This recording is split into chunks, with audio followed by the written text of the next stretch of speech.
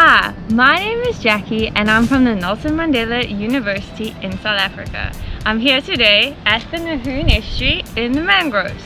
I participated in the IORA Blue Carbon Hub Early Career Visiting Scientist program in 2020. So I went to Australia at the CSIRO. I met Dr. Matt Vandercliff. The project that I worked on as part of the program was focused on the restoration of salt marsh in the Swartkops Estuary, which is in South Africa. This project looked at whether salt marsh could be restored in the Swartkops Estuary, whether we could gain carbon credits by restoring the salt marsh, and what would the effect of sea level rise on the salt marsh be.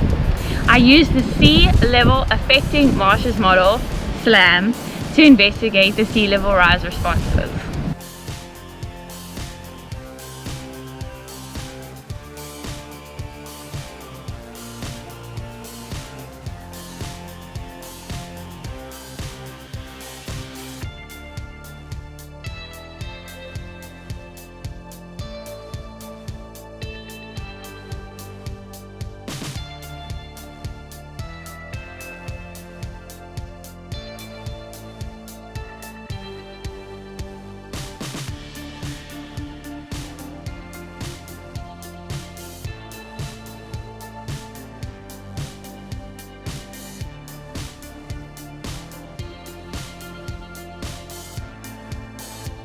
There are 3 blue carbon habitats: mangroves, salt marsh, seagrass.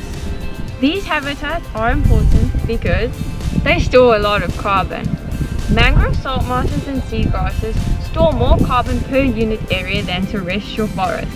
This is because these habitats can sequester carbon at high rates and also store the carbon in the habitat by keeping it within the anoxic soil. Study sites here are to look at the responses of mangroves and salt marsh to sea level rise, and the way we do that is by using this cool device here, which is called an RSET. That's RSET, and that stands for Rod Surface Elevation Table. So we come every few months and we measure the height of the substrate, and then we can relate that to whether there has been vertical accretion or any subsidence at the site.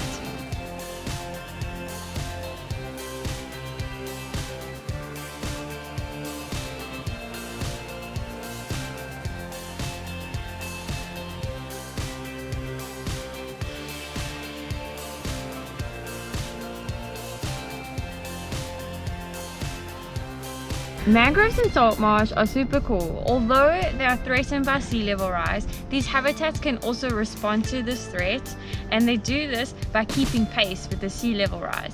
As more sediment comes in and settles in the environment, so it can build up and keep pace with the rising water level, and that's what we're measuring here with the RSET.